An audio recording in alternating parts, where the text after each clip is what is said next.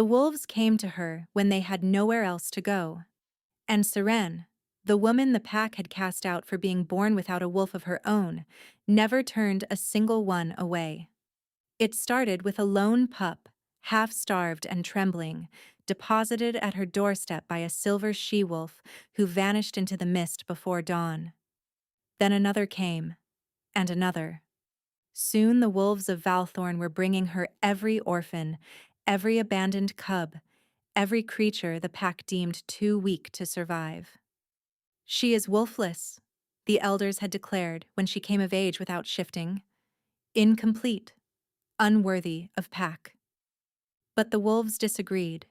They came to her in the night, pressing their muzzles against her palms, curling around her fire, trusting her with their most vulnerable.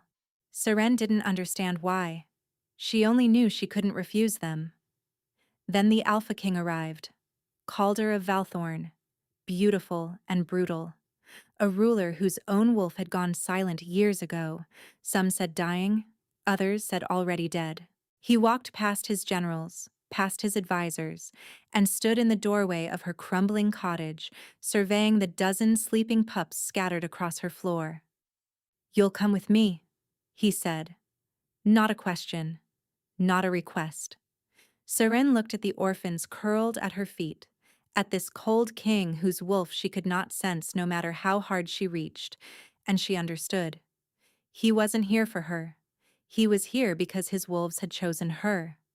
And whatever impossible thing he was about to demand, she already knew her answer. She would not abandon them, not even for a king. Neither of them understood what that choice would cost. The cottage sat at the edge of everything, past the last farmhouse, past the boundary stones, past the point where any respectable member of the Valthorn pack would venture. This was the land of the forgotten, and Seren had made it her home. She woke before dawn, as she always did, to the sound of whimpering. A new one. Seren pushed aside the threadbare blanket and stepped carefully over the sleeping bodies, paws and tails and soft bellies rising and falling in the dim light. 12 pups now, 12 mouths to feed, 12 lives depending on her, 12 reasons the pack elders would love to see her finally starve. The whimpering came from outside the door. She opened it to find a gray pup, barely weaned, shivering on the stone step. Its eyes were clouded with fever, its ribs sharp beneath matted fur. Behind it, already retreating into the tree line, was a massive black wolf she recognized as one of the border patrol. "Wait!" Seren called, but the wolf was gone. She gathered the sick pup against her chest, feeling its heart flutter like a trapped bird. "Shh," she murmured. "You're safe now. You're safe." The pup's shivering eased. Its clouded eyes found hers, and something in its small body relaxed, surrendering to her warmth. This was the part no one understood, the part that had made her mother weep and her father turn his face away in shame. Seren couldn't shift. She had no wolf inside her, no beast to call upon, and no second form waiting beneath her skin. By every measure of her kind, she was broken, incomplete. But wolves trusted her. They always had. As a child, wild wolves would follow her through the forest, press against her legs, and let her bury her fingers in their fur. The pack had called it unnatural. Her father had called it a curse.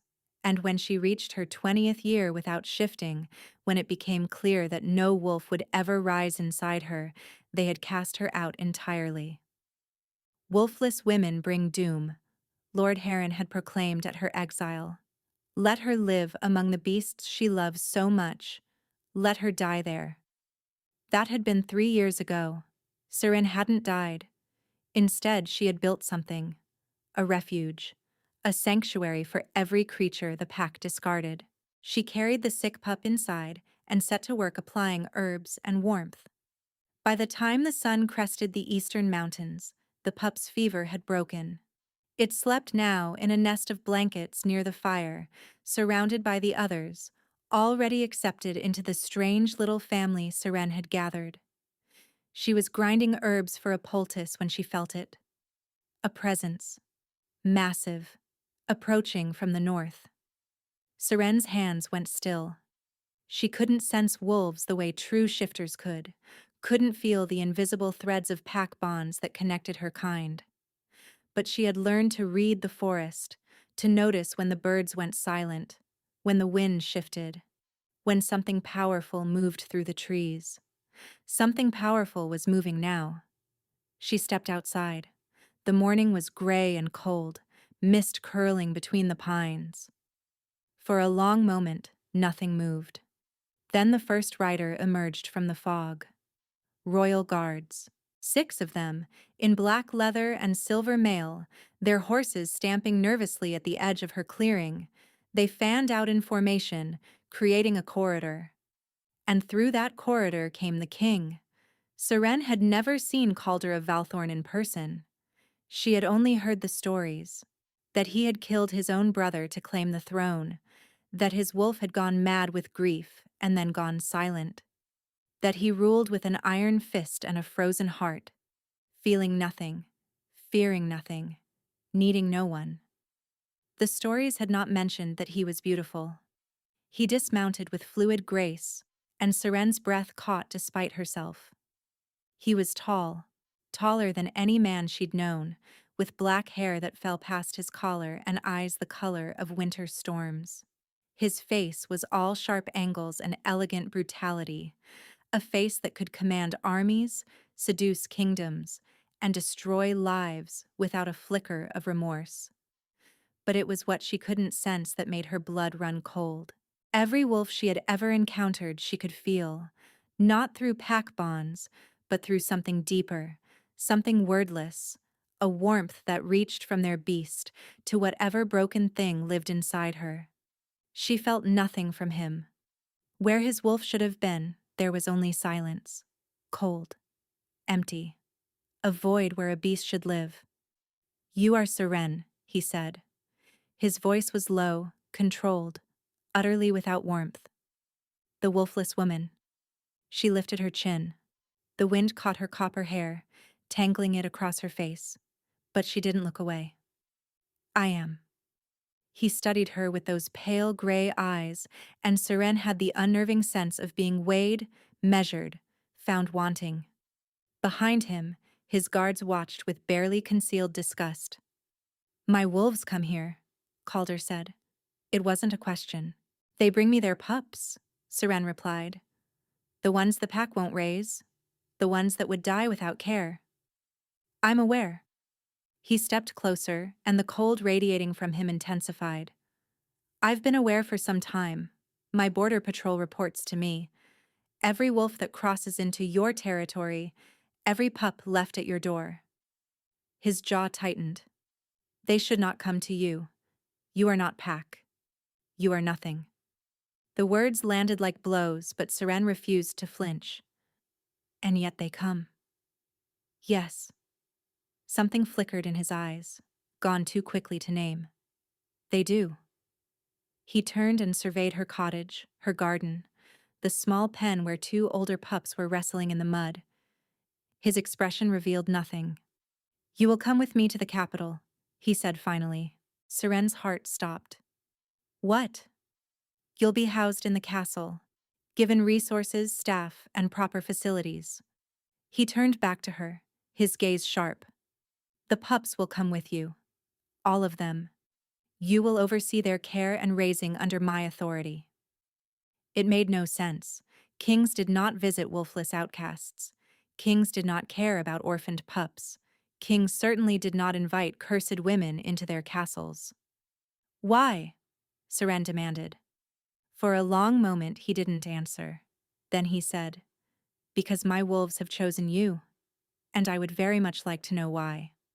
He stepped past her toward the cottage door, pausing at the threshold to look down at the sleeping pups inside.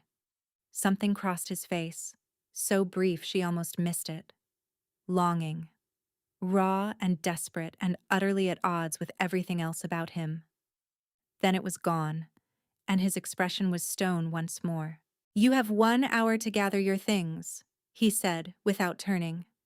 My guards will assist with the pups. And if I refuse? Now he turned. Those winter eyes met hers, and Seren felt a chill that had nothing to do with the morning air. You won't, he said quietly. Because refusing means abandoning them. And we both know you would rather die than do that.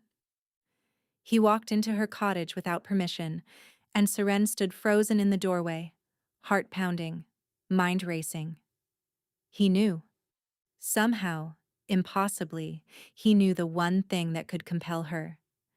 And as she watched the Alpha King of Valthorn kneel beside a sleeping pup, reaching out with one careful hand to touch its fur, she saw it again. That flicker of longing. That desperate, hungry look. Like a man who had lost something precious and would burn the world to get it back. What have his wolves seen in me, she wondered, that their king cannot? And what will happen when he finds out? The journey to the capital took 3 days. Seren rode in a covered wagon with the pups, 14 now since 2 more had been brought to her cottage in the hour before departure. The guards had watched in disbelief as a pair of wild wolves emerged from the forest, each carrying a pup by the scruff, and deposited them at Seren's feet before vanishing. This is unnatural, one guard had muttered. This is exactly why she's coming, another had replied. The king rode at the head of the procession, never once looking back. Seren spent the journey caring for her charges. The sick gray pup from that morning, whom she had named Thistle, was recovering well. The 2 newest arrivals were siblings, a male and female with matching amber eyes, who refused to be separated for even a moment. She called them Bracken and Fern. Names helped. Names made them real, made them hers, made them something more than abandoned creatures no one wanted. You are wanted, she told each of them silently. You are mine. On the second night, they made camp beside a river. The guards erected tents with military precision, building fires and posting watches. Seren stayed in the wagon with the pups, unwilling to leave them alone in unfamiliar territory. She was settling Thistle into a nest of blankets when the wagon's canvas flap opened. The king stood there, silhouetted against the firelight. Walk with me, he said. It wasn't a request. Seren hesitated, glancing at the sleeping pups. They might wake. They're not used to... My guards will watch them. His tone brooked no argument. Walk with me. She climbed down from the wagon, painfully aware of her worn clothes, her unwashed hair, the dirt beneath her fingernails. The king looked like he had stepped from a painting, immaculate in black, every hair in place. They walked in silence toward the river, the sound of rushing water filling the space between them. The moon was full, casting silver light across the current. You've named them, Calder said finally. Seren blinked. The pups? Yes. Why? Because they're not things. She felt a flare of defensiveness. They're not cargo or resources. They're children. They deserve names. He was quiet for a long moment, staring at the water. When he spoke again, his voice was different. Softer. What are their names? Seren studied him, searching for mockery. She found none. The gray one is Thistle, she said slowly. The siblings are Bracken and Fern. The oldest is Rowan. He's nearly ready to shift on his own. The smallest is Moss. She was the first one brought to me, over a year ago now. She continued through the list. 14 names, 14 stories, 14 lives that mattered to her more than her own. The king listened without interruption. When she finished, he said, You love them. Of course I love them. Even though they're not yours. Even though you gained nothing by taking them in. Even though caring for them has made your life immeasurably harder. Seren frowned. Love isn't transactional. Something shifted in his expression. That flicker again. That raw and desperate thing. No, he said quietly. It isn't. They stood in silence for a moment, the river rushing past, the moon watching from above. Then Calder spoke again, His voice returned to its usual controlled flatness. When we reach the capital, you will be given quarters in the East Wing. A full staff, healers, resources, everything you need for the pups. You will answer only to me. And in return? In return, you will do exactly what you've been doing. Care for them, raise them, help them become what they're meant to be. It sounded too simple, too good. There's more, Seren said. There has to be. The king turned to face her fully, and in the moonlight she could see how pale he was, how the shadows beneath his eyes spoke of sleepless nights, how his hands trembled slightly. You will not speak of what you sense in me, he said. Or rather, what you don't sense. Seren's breath caught. Your wolf is dying. The words fell like stones into still water. Has been dying for 7 years. And until I understand why my wolves are drawn to you, until I know what you are and what you can do, you will tell no one. The weight of it pressed down on her. A king with a dying wolf. A kingdom that didn't know. A secret that could shatter everything. If I agree, Seren said carefully, what happens to the pups if you die? What happens to me? If I die, you'll have my protection in writing. The pups will be provided for. You'll have land, resources, independence. His jaw tightened. But I don't intend to die. Not yet. Seren thought of Thistle, of Bracken and Fern, of little Moss who had been the first to trust her. I agree to your terms, she said. Calder nodded once. Then we have a bargain.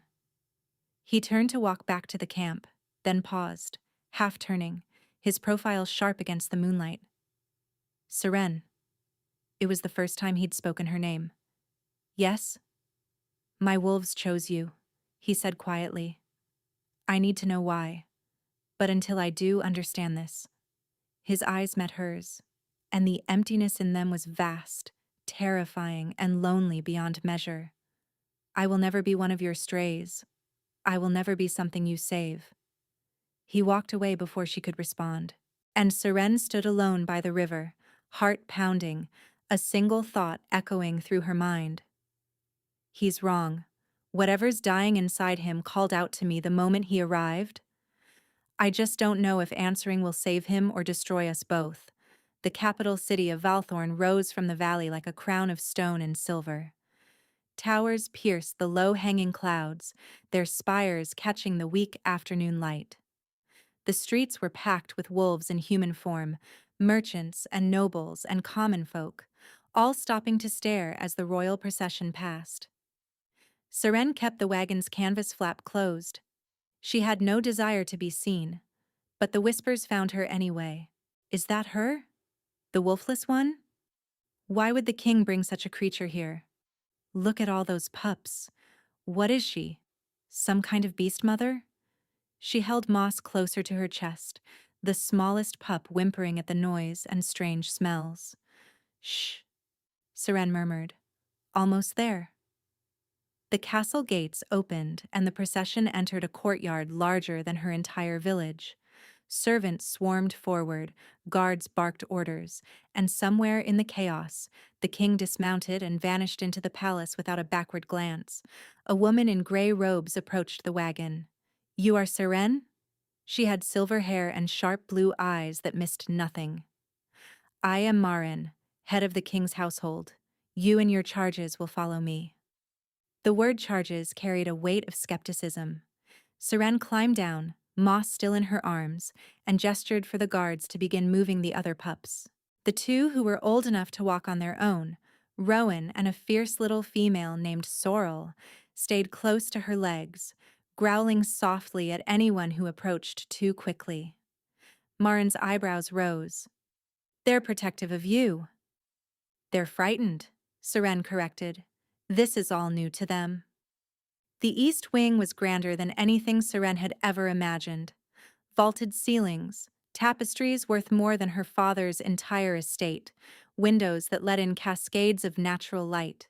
Her quarters consisted of 6 interconnected rooms, a main chamber for her, A large nursery for the pups, a bathing room with heated water, a kitchen, a healing room stocked with herbs and medicines, and a small library. His Majesty has spared no expense, Marin said, her tone carefully neutral. You will have a staff of 8, including 2 healers who specialize in wolf pups. Meals will be brought 3 times daily. You are permitted to move freely within the East Wing, but access to the rest of the castle requires an escort. A gilded cage, Seren thought, but a cage, nonetheless. When will I see the king? She asked. Marin's expression flickered. His Majesty is not accessible. You will be summoned if and when he requires you. The door opened behind them, and a young woman swept in without knocking. She was beautiful in the way polished blades are beautiful, all sharp edges and gleaming surfaces. Her hair was copper red, her eyes golden, her bearing that of someone who had never been denied anything. So this is her, the woman said, circling Seren like a predator assessing prey. The wolfless wonder. Marin bowed stiffly. Lady Vivian, I wasn't informed you would be visiting. I go where I please. Vivian stopped directly in front of Seren. You don't look like much. Seren met her gaze without flinching. And you are? A flash of surprise, quickly masked. I am Lady Vivian Ashford, daughter of Lord Commander Ashford, future Queen of Valthorn. She smiled, and it didn't reach her eyes. Or I was, until the king decided to bring home a pet project. The implication landed like a slap. Future queen. This woman expected to marry Calder. And she saw Seren as a threat. I'm not here to be anyone's queen, Seren said carefully. I'm here to care for orphaned pups. Nothing more. Is that what he told you? Vivian laughed, the sound like breaking glass. The king doesn't do anything without reason. If he's brought you here, it's because you have something he wants. And when he's done with you, when he's extracted whatever use you have, he'll discard you like all the rest. She leaned closer, her voice dropping to a whisper. I've seen it before. The women who think they can reach him, the healers who promise cures, the witches who offer magic. Her eyes glittered. They all end up the same way. Broken, banished, or buried. Marin stepped forward. Lady Vivian, I must ask you to leave. Guest. Vivian's lips curled. Is that what we're calling it? But she withdrew, sweeping toward the door. At the threshold, she paused.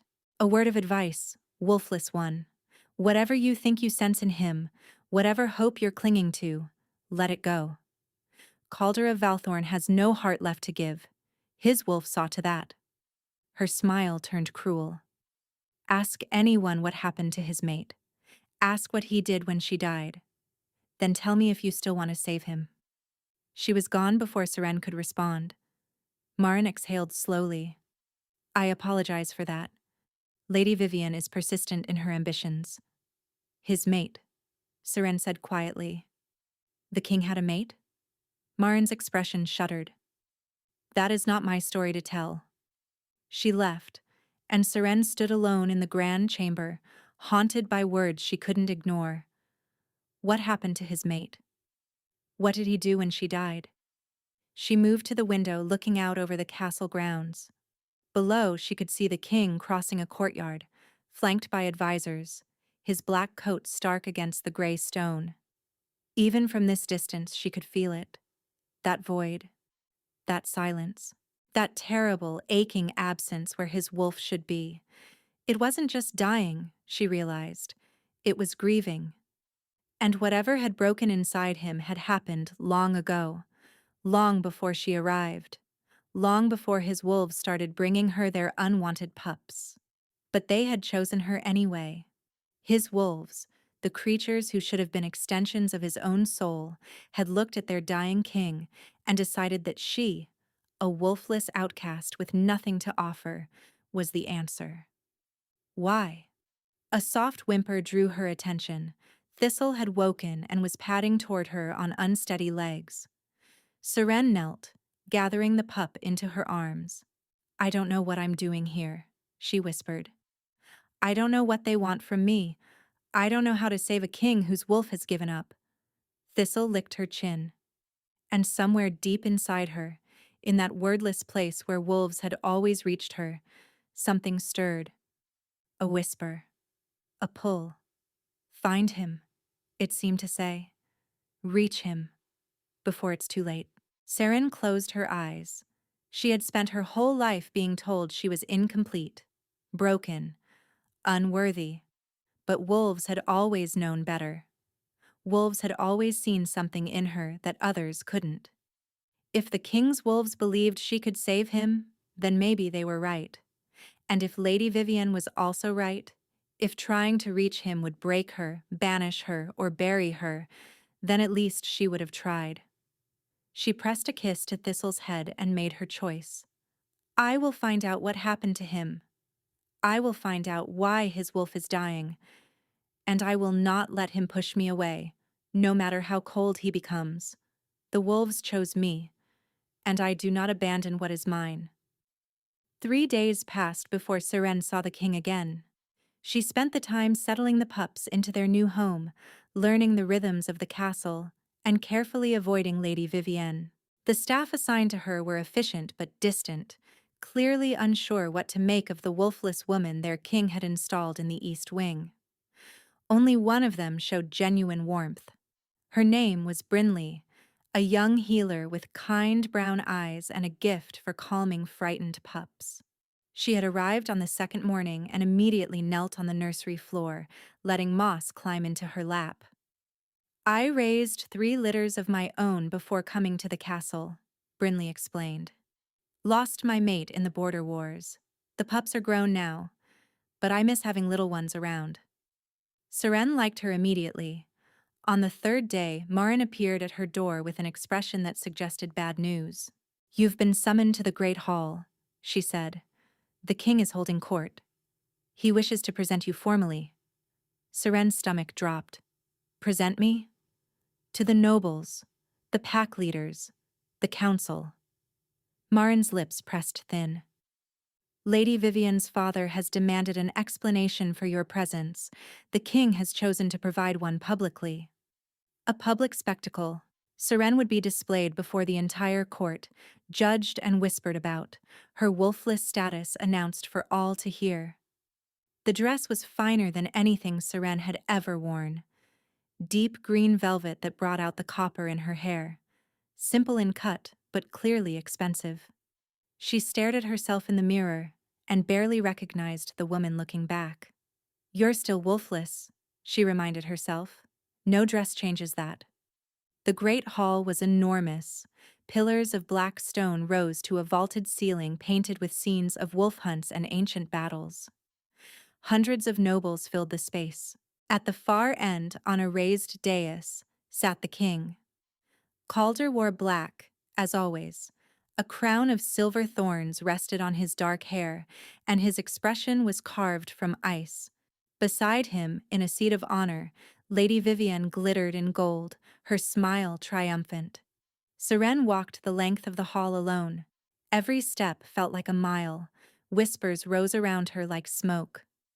Wolfless, truly wolfless. The king has lost his mind. She reached the dais and dropped into a curtsy, her heart pounding so hard she was certain everyone could hear it. "Rise," Calder commanded.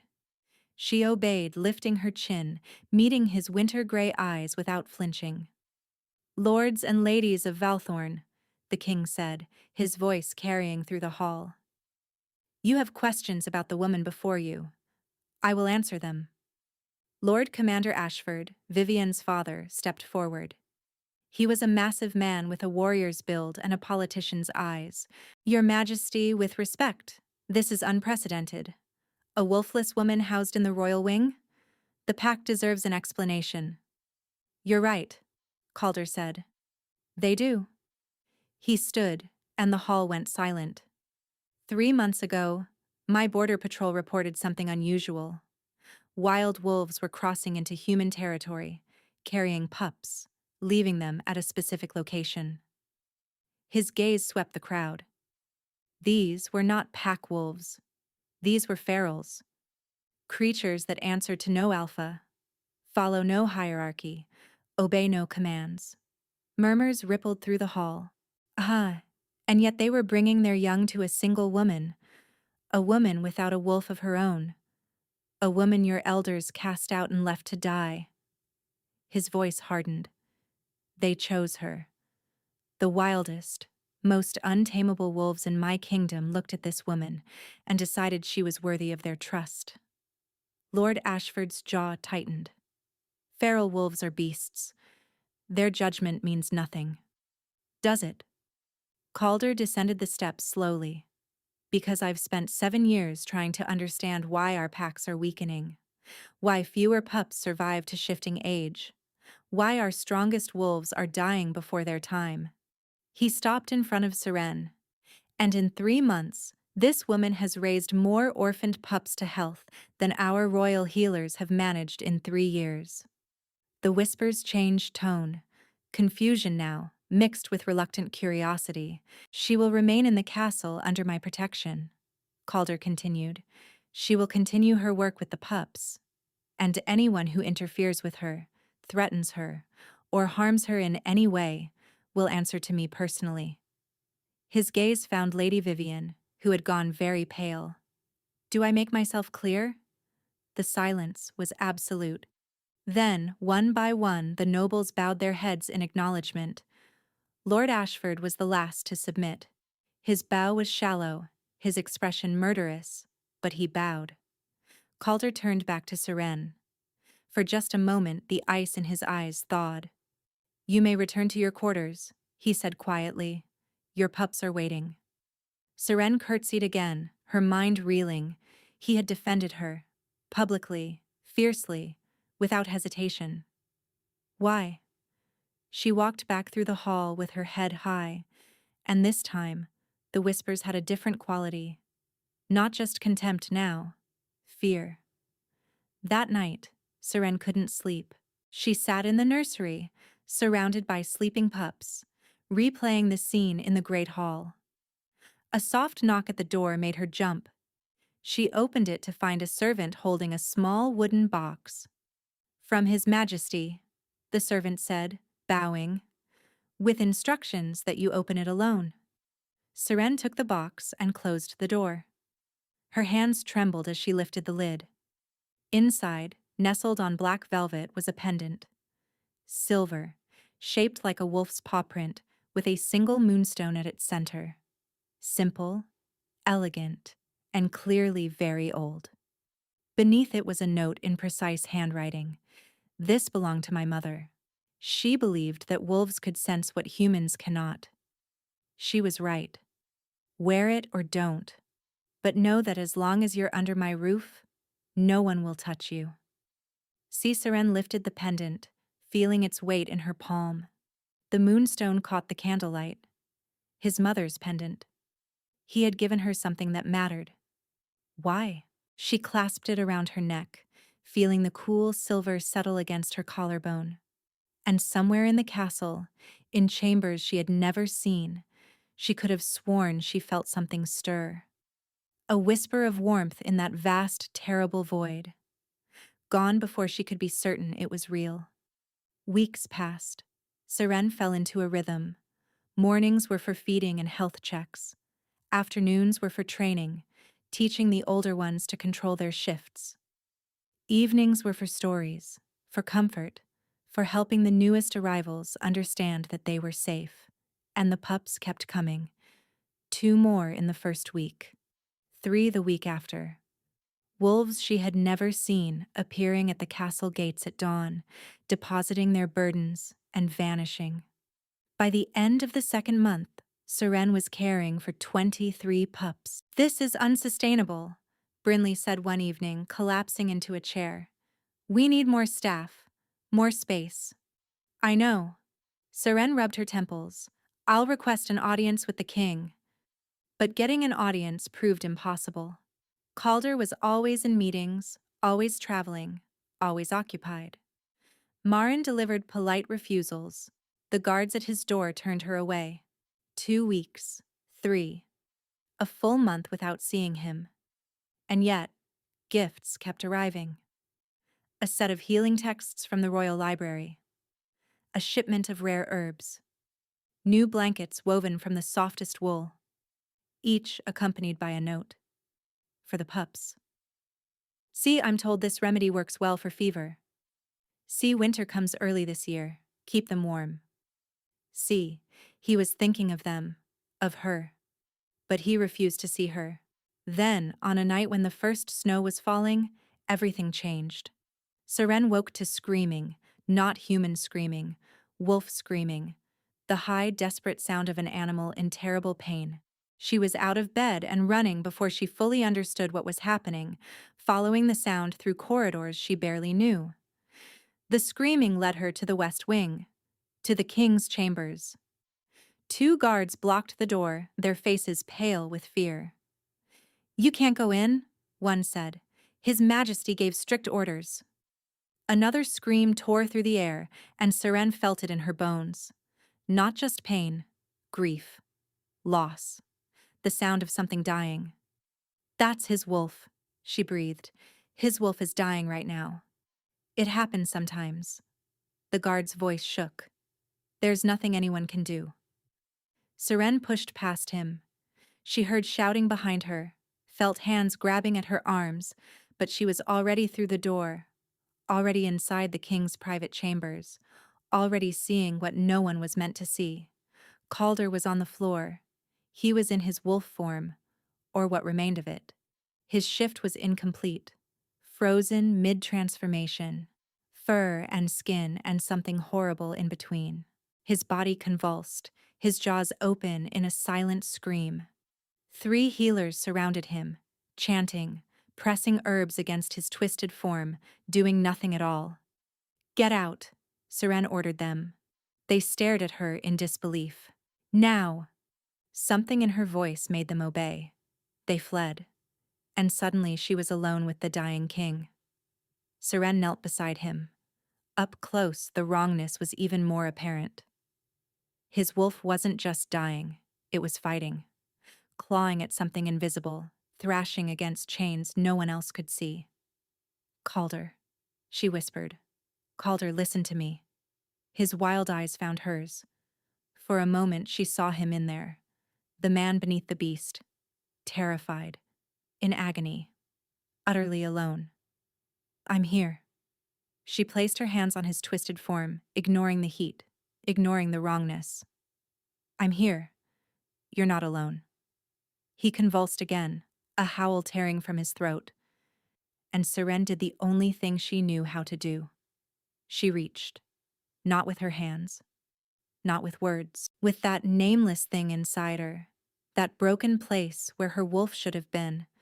That emptiness that had always drawn other wolves to her. She reached into his pain and wrapped herself around it. "I'm here. You're not alone. I'm here." The convulsions slowed. His breathing changed, ragged gasps becoming something steadier. And then, impossibly, his form began to shift.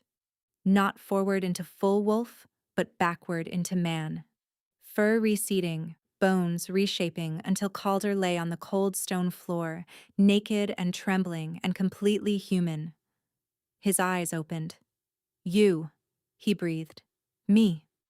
Seren was shaking too. "What happened? What was that?" He didn't answer.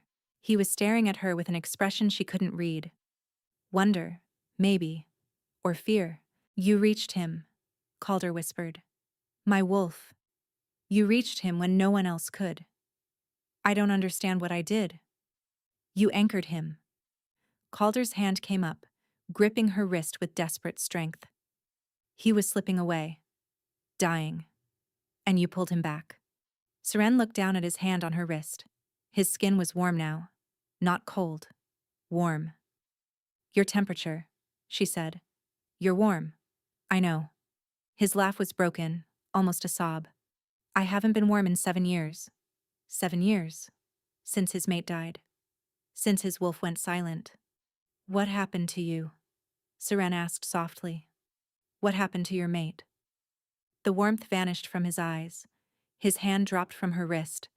The wall was back. The ice. The distance. "You should go," he said. "The healers will wonder." "They can wonder?" Seren didn't move. "You just nearly died. I'm not leaving. That's not your decision. You made me your responsibility when you brought me here. Now you're mine too." The words hung between them, bold and impossible and true. Calder stared at her. For a long moment, neither spoke. Then, slowly, something in his expression shifted. Not a thaw, but a crack. The smallest fissure in his armor. "Her name was Lyrian," he said quietly. Seren went very still. "She was my mate, my heart, my everything." His voice was hollow. "And I killed her." The confession dropped into the silence like a stone into deep water. Seren's mind raced. He killed his mate. That's why his wolf was dying. Grief wasn't destroying him. Guilt was. "How?" she asked gently. But the crack had closed. The ice had returned. Calder pushed himself to his feet, wrapping himself in a robe and distance. "I'll leave," he said. "Now." "Calder." "That is an order, Seren."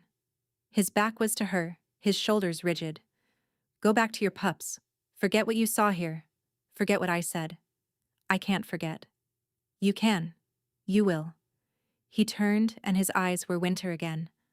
"Because if you don't, if you keep pushing, keep reaching, keep trying to save me, you will learn things you cannot survive knowing." He moved past her to the door, opening it, revealing the terrified guards clustered in the corridor. "Escort her back to her quarters," he commanded, "and ensure she stays there." Seren rose on unsteady legs. She walked to the door, pausing beside him. "You're wrong," she said quietly. "About what I can survive." She left before he could respond. But as the guards led her through the dark corridors, she couldn't stop thinking about what she had felt when she reached into his pain. His wolf hadn't been dying.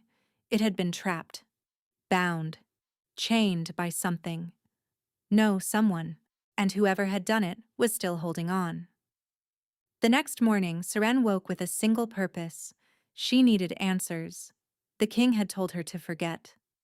To stay in her quarters, care for her pups, pretend she hadn't seen what she saw. But forgetting was impossible. Every time she closed her eyes, she felt it again. That reaching, that connection.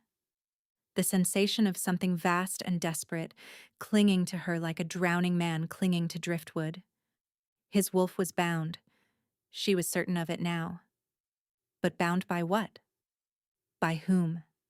And how did his mate's death connect to it? She needed to find someone who knew the history. Brinley. The healer was in the nursery when Seren found her, feeding a bottle to one of the newest arrivals, a tiny silver pup. "I need to ask you something," Seren said. "About the king's mate." Brinley's hand stilled. "That's not a topic anyone discusses," Brinley said carefully. "Not if they want to keep their position. Or their head. I'm not asking for gossip. I'm asking because I think it matters." Seren knelt beside her. "Last night the king's wolf nearly died. I reached him somehow, pulled him back. But what I felt. Brinley, his wolf isn't dying naturally. Something is holding it down, trapping it." Brinley's face went pale. She set the bottle aside. "What I'm about to tell you could get us both killed," she whispered. "You understand that?" "Yes." Brinley closed her eyes, gathering herself. The queen's name was Lyrian. She was beautiful, kind, beloved by everyone. She and Calder were true mates, the real kind, fated and bound from the moment they met. Her voice dropped lower. But not everyone was happy about the match. Lady Vivian's family? Among others. The Ashfords had been promised the throne for generations. When Calder chose Lyrian over Vivian, Lord Ashford was humiliated. He never forgave the slight. Seren's heart was pounding. What happened to her? She died in childbirth. The official story is that the labor was too difficult. The healers couldn't save her. And the baby died too. Brinley's jaw tightened. But there were rumors. Whispers that it wasn't natural. That someone had cursed her, poisoned her, and done something to ensure she wouldn't survive. Calder said he killed her. Brinley flinched.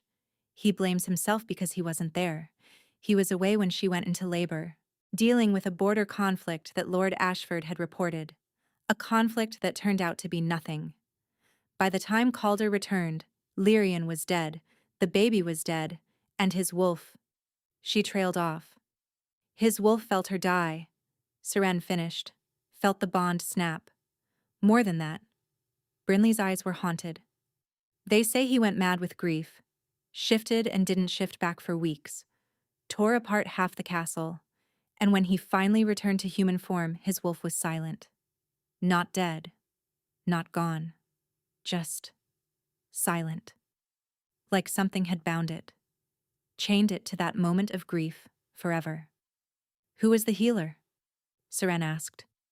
The one attending Lyrian when she died? Brinley hesitated.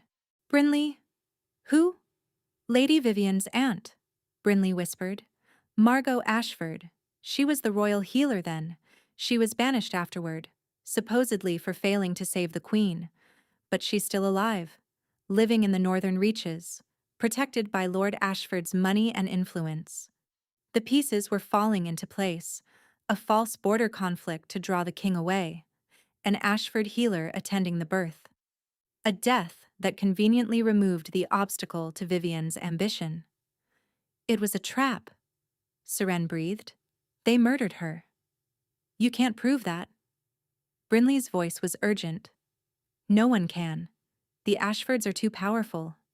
Even if you're right, there's nothing you can do. There's always something. She began carefully. Instead of asking direct questions, she listened. She made herself useful outside the nursery, building relationships with servants and guards. She learned which ones had been at the castle 7 years ago, which ones remembered the queen. A picture began to emerge. Lyrian had been loved, truly, genuinely loved by everyone she met, and she had been hated by the Ashfords.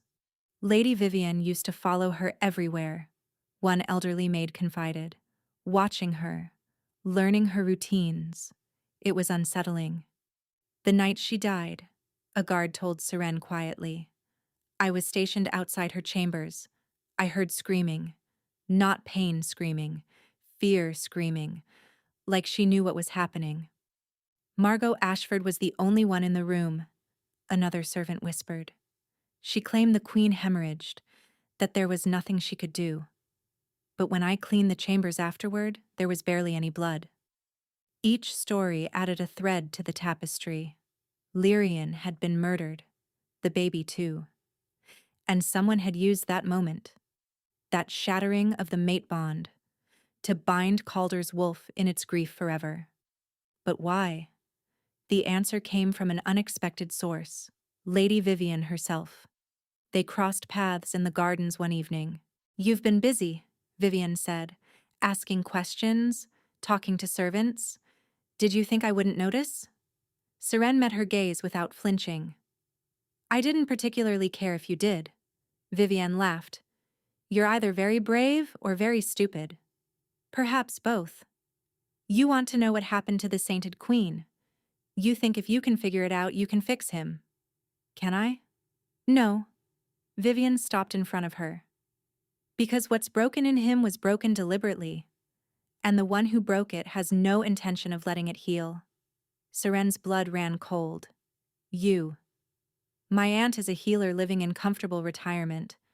Nothing more. But there was satisfaction in Vivian's eyes she couldn't hide. She leaned closer, her voice dropping to a whisper. The king's wolf is bound to his grief. As long as that grief exists, as long as he blames himself for Lyrian's death, the binding holds. And do you know the beautiful part? Her smile was poison. He can never be free unless he lets her go. But letting her go means admitting she was murdered. Admitting he failed to protect her. admitting that everything he's suffered for 7 years was caused by people he trusted. She stepped back, spreading her hands. He'll die before he admits that. His pride won't allow it. And I will have my throne, one way or another. Her eyes glittered. Either he marries me to secure his legacy, or he dies, and the council names my father regent. Either way, the Ashfords win. Seren's hands were shaking with rage. I won't let that happen. You won't let it? Vivian's laugh was bright with amusement. You're nobody. What could you possibly do? I pulled his wolf back from death when your binding nearly killed him. The amusement vanished from Vivian's face. Yes, Seren continued. I reached him. I anchored him. Whatever your family did to trap his wolf in grief, I broke through it. And I can do it again. For the first time, Vivian looked afraid. Stay away from him, she hissed. Stay away, or I will destroy you. Your pups, your staff, everyone you care about. I will burn it all to the ground. She swept away, her ladies-in-waiting scrambling to follow, and Seren stood alone in the darkening garden, heart pounding, mind racing. She had her answer now. She understood the trap, the binding, the terrible truth hidden for 7 years. But understanding wasn't enough. She needed to break it. And to do that, she needed the one thing the king had refused to give her: his trust. Seren found him on the battlements at midnight. The king stood alone, staring out at the darkness beyond the castle walls, his black coat whipping in the wind. Snow fell in soft spirals around him, catching in his dark hair. He didn't turn when she approached. You should be sleeping, he said. So should you. A ghost of amusement crossed his face. I don't sleep much anymore. Seren moved to stand beside him, close enough to feel the warmth still radiating from his skin. That warmth hadn't faded since the night she'd reached his wolf. I know what happened to Lyrian, she said. Calder went rigid. I know she was murdered. I know the border conflict was a trap to draw you away. I know Margot Ashford was alone with her when she died. And I know the Ashfords have been waiting 7 years for you to either marry Vivian or die so they can claim the throne. The silence that followed was terrible. When Calder finally spoke, his voice was barely a whisper. Who told you this? Everyone.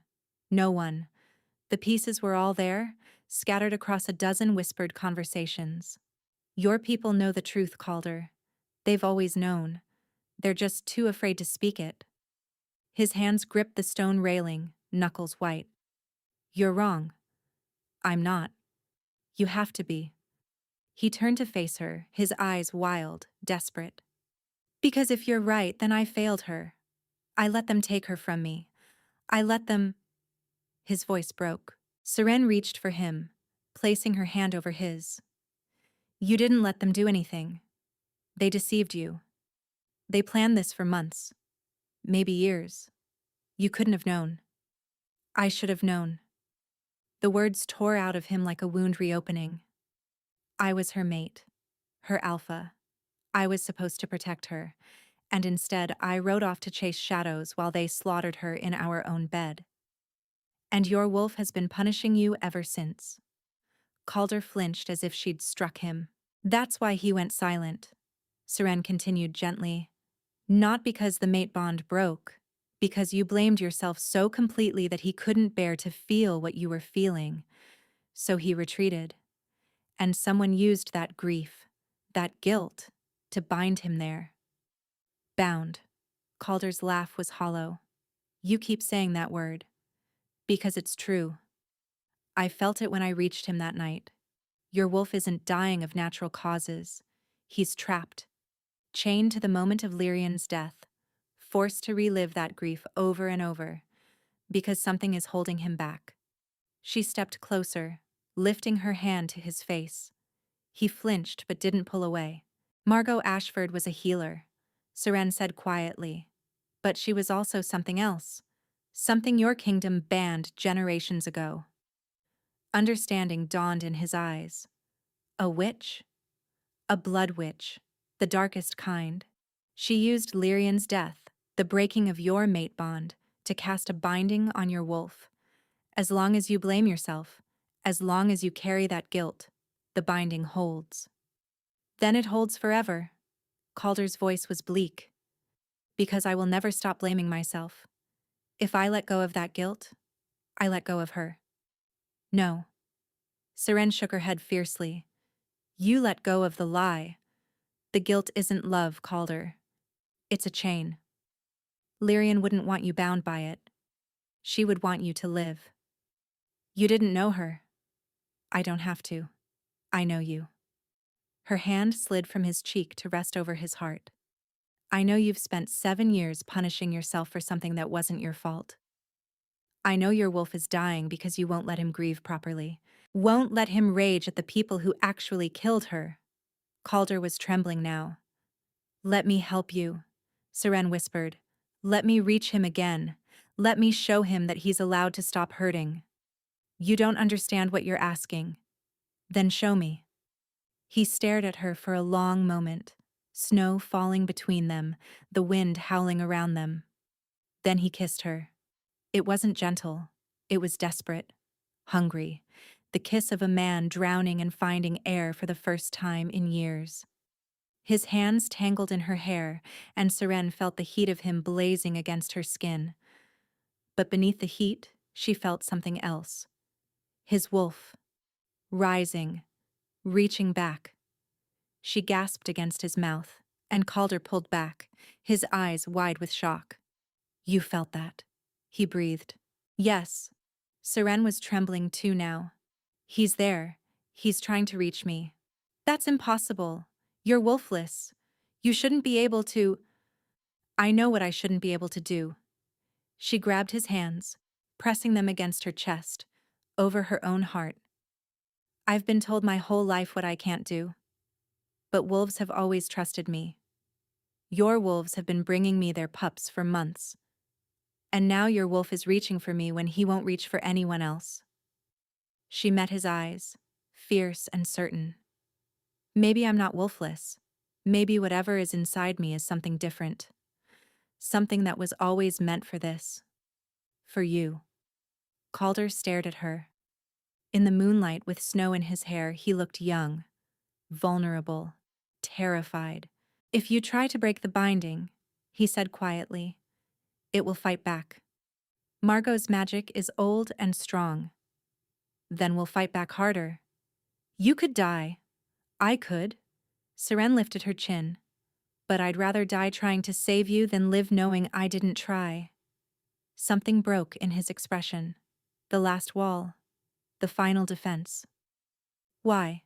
He asked, his voice cracking. Why do you care what happens to me? Seren thought of all the reasons she could give. The pups who needed a stable kingdom. The wolves who had chosen her for this. But in the end, only one answer was true. Because somewhere along the way, she said softly, you became mine too. Calder closed his eyes. When he opened them again, they were wet. Then we do it together, he said. Whatever happens, whatever it costs. He took her hand. And somewhere in the darkness of the castle, in chambers sealed with blood magic and ancient hate, Lady Vivian Ashford received word that her carefully laid plans were about to unravel. She smiled and sent a raven north. They gathered at dawn. Seren had insisted on witnesses. If she was going to try to break a blood witch's curse, she wanted people who could testify to what happened. Brinley stood in one corner of the king's chambers, her face pale but determined. Maren stood beside her. 3 of Calder's most trusted guards formed a perimeter, wolves who had served his father before him. And on the floor, arranged in a circle around the space where Calder sat, were the pups. All 23 of them. This is madness, Maren said quietly. Bringing the pups into this. They need to be here. Seren knelt at the center of the circle, facing Calder.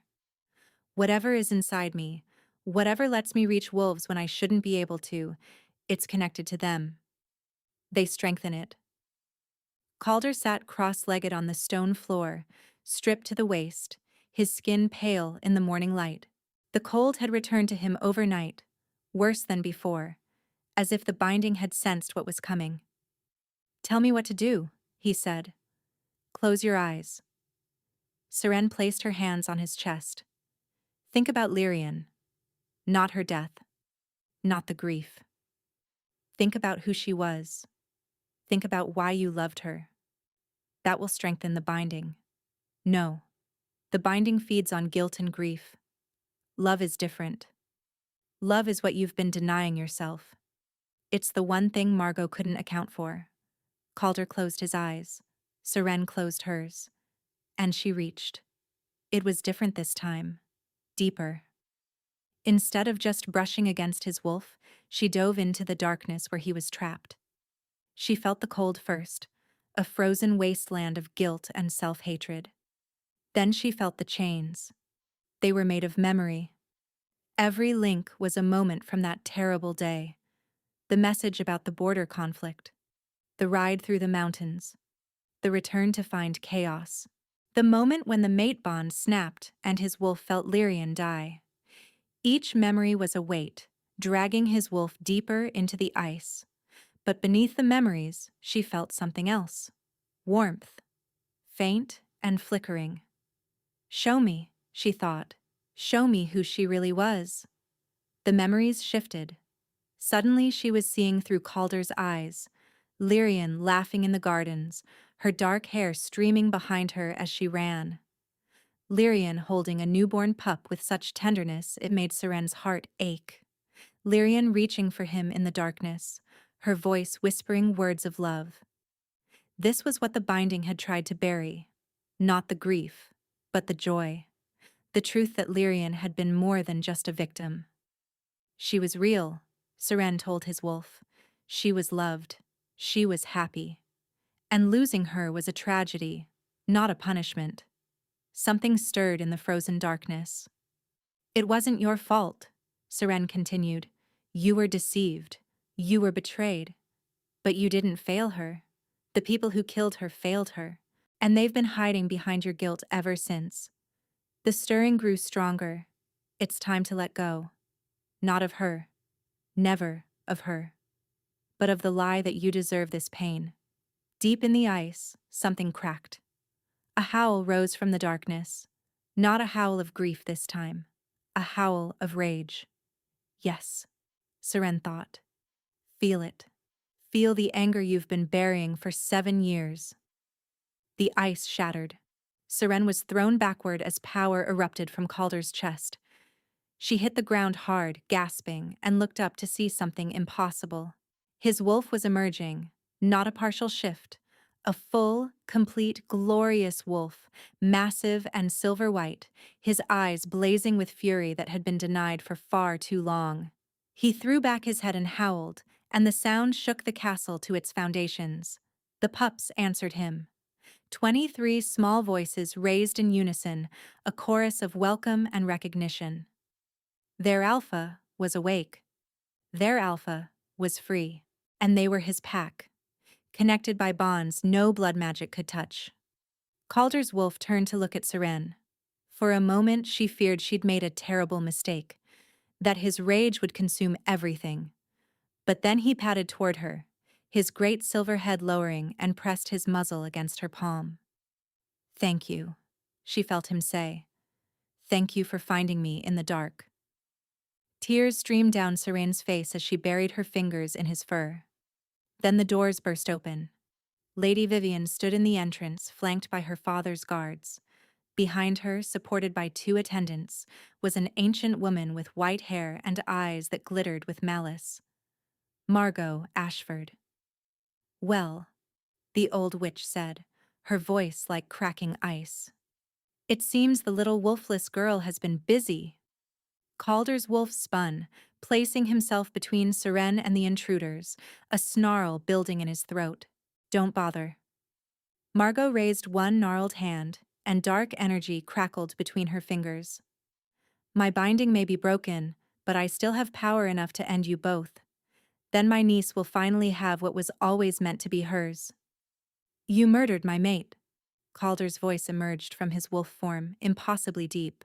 You murdered my child. You've been torturing me for 7 years. And I would do it again. Margot's smile was cruel. The throne of Valthorn belongs to the Ashfords. It always has. She raised her hand higher, the dark energy building, and Seren stood. You're wrong about one thing, she said quietly. Margot's eyes narrowed. Oh? You called me wolfless. Seren walked forward, past Calder's protective bulk, toward the witch who had destroyed so many lives. My whole life, people have called me that. Broken, incomplete, wrong. The pups were standing now, forming ranks behind her. But wolves have never seen me that way. Wolves have always known what I am. Seren felt something rising inside her, something vast and ancient. I'm not wolfless. I'm something else entirely. She reached, not for Calder's wolf this time, for all of them, for the 23 pups who trusted her, for the wild wolves who had brought them to her door, for every wolf in Valthorn who had sensed her presence and felt drawn to her without understanding why. She reached, and they answered. Power surged through her like wildfire, not the power of a single wolf, but the power of a pack. Dozens of wolves, hundreds, maybe more, all lending her their strength. Margot's eyes went wide with terror. What are you? I'm a mother of wolves, Seren said. And she unleashed everything. The dark energy in Margot's hands dissolved like shadow before sunlight. The old witch screamed as the bindings and curses that had sustained her for decades shattered at once. She crumpled to the ground, suddenly ancient, suddenly powerless. Lady Vivian backed away, her beautiful face twisted with fear. Father's guards will do nothing. Marin stepped forward, and Seren saw that the 3 trusted guards had been joined by a dozen more. Lord Ashford has been arrested. His chambers contained evidence of every crime his family has committed. This isn't over, Vivian spat. Yes, Calder said, shifting back to human form, magnificent and furious and finally free. It is. The guards seized Vivian and her aunt, and Seren stood in the center of it all, surrounded by pups and wolves, and the man whose life she had just saved. Calder came to her. He was warm now, truly warm. A permanent restoration. His wolf was whole inside him, and she could feel it, purring with satisfaction. You called yourself a mother of wolves, he said quietly. I did. Is that what you are? Seren considered the question. She thought about the wolves who had brought her their unwanted pups, about the wild, wordless thing inside her that had always drawn wolves to her side, about the power that had just connected her to every wolf in the kingdom. I don't know, she admitted. But whatever I am, I'm yours. Calder smiled. It was the first real smile she had ever seen on his face, and it transformed him completely. Then I suppose it's only fair, he said, that I'm yours too. He kissed her again, soft and sweet and full of promise. And around them, 23 pups began to howl with joy. 6 months later, the kingdom of Valthorn was transformed. The Ashfords had been stripped of their lands and titles. Lord Ashford had been executed for treason. Vivian had been exiled to a distant kingdom, and Margot, ancient and powerless, had died in her cell within weeks, her stolen life finally catching up with her. But the real change was harder to see. Wolves who had been abandoned began returning to the pack. Pups who would have died were thriving under Seren's guidance. And the Alpha King, once cold and broken, now walked through his castle with warmth in his eyes. Seren stood on the balcony of their shared chambers, watching the sunset paint the mountains gold and rose, arms wrapped around her from behind, and she leaned back into Calder's warmth. The healers confirmed it today, she said softly. His arms tightened. Confirmed what? She took his hand and pressed it against her stomach. For a moment, he didn't understand. Then his breath caught. Seren. A pup of our own, she whispered. To raise alongside all the others. Calder spun her around, his eyes bright with tears and joy. You've given me everything, he said. My wolf, my kingdom, my heart, and now this. You gave me everything first. She touched his face. A home, a purpose, a place where being different wasn't a curse. It was never a curse. He kissed her forehead. It was a gift. The wolves knew it before anyone else. As if summoned, small feet pattered across the floor. Moss, the smallest of the original pups, now nearly grown, bounded onto the balcony. Other pups followed. Thistle, bracken, and fern, rowan, sorrel, and all the rest. 23 wolves, soon to be 24, gathered around the two people who had become their family. Calder knelt among them, and Seren watched as the Alpha King of Valthorn was swarmed by pups, their tongues lapping at his face. He laughed. Actually laughed. The sound was rusty, unused, but it was real. Seren joined him on the ground, surrounded by wolves and warmth and love. She had been cast out for being different, told she was broken, left to die among the creatures the pack deemed worthless. Instead, she had built a family. She had found a mate. She had saved a king. And she had discovered that the thing everyone called her weakness was actually her greatest strength. I love you, Calder said, reaching for her hand. Seren laced her fingers through his, feeling his wolf brush against that wordless place inside her. I love you too, she said. And somewhere in the mountains beyond the castle, a wild wolf raised its head and howled. One by one, others joined. A chorus of voices singing for their mother of wolves, singing for their alpha, singing for the family that had risen from ashes. The song carried across the kingdom. And in her heart, Seren sang with them.